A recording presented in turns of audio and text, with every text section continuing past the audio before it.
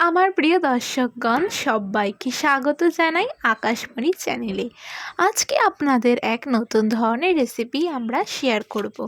আজকের রেসিপির নাম লিট্টি বেগুন পোড়া। লিট্টি বেগুন পোড়া বানানোর জন্য প্রথমে আমরা একটা বেগুন এবং একটা টমেটো নিয়েছি। এটাকে আমরা ভালো করে পোড়াবো। দেখুন আমরা কিরম করে পোড়াচ্ছি। পোড়ানোর আগে আমরা কাঁটা চামচ দিয়ে ভালো করে ফুটো করে নেব, তাহলে পরে ভালো করে এটা পোড়ানো হবে।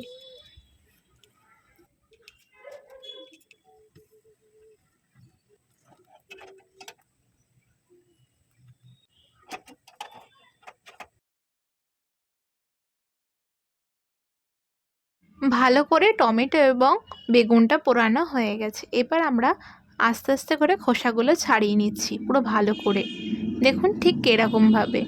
এবার আমরা বেগুনটাকে বোটা থেকে চাকু দিয়ে কেটে দিচ্ছি। তারপরে বেগুনটা ভালো করে একবার দেখে নেবেন পোকা আছে কি না, কারণ অনেক সময় বেগুনে পোকা থাকে, এই জন্য আমরা এরকমভাবে দেখে নিচ্ছি।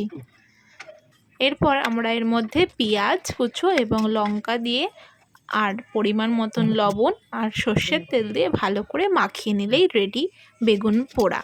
এই রেসিপিটি আমার লিট্টির সাথে খেতে দারুণ লাগে, এই কারণে আপনাদের আমি এই নিউ রেসিপিটি শেয়ার করছি। আপনারাও বাড়িতে অবশ্যই খেয়ে দেখবেন।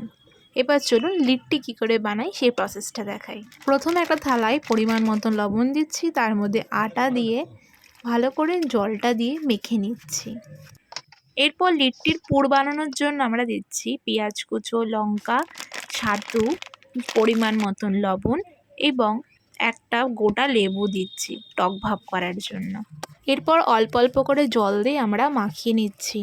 ঠিক দেখুন এরকম একটু হালকা ঝরঝরে ভাব থাকবে, তাহলে খেতে আরও বেশি দারুণ লাগবে।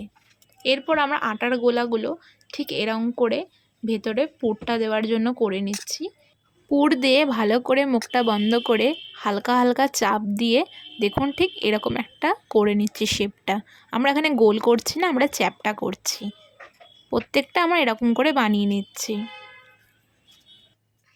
এরপর একটা প্যান নিয়েছি, তার মধ্যে অল্প সাদা তেল দিয়েছি। তেলটা হালকা গরম হলেই তার মধ্যে এক এক করে আমরা লিট্টিগুলো দিয়ে দিচ্ছি। এপিট ওপিট করে ভালো করে সেঁকে নিয়ে তুলে নিলেই রেডি লিট্টি দিয়ে বেগুন পোড়া। আশা করি আপনাদের এই লিট্টি বেগুন পোড়া রেসিপিটি ভালো লেগেছে। ভালো লাগলে আমাদের চ্যানেলকে অবশ্যই সাবস্ক্রাইব করে আমাদের পাশে থাকুন, যাতে আপনারা আরও নতুন নতুন রেসিপি আমাদের চ্যানেলে দেখতে পান। কমেন্টে জানাতে ভুলবেন না রেসিপিটি আপনাদের কেমন লাগলো।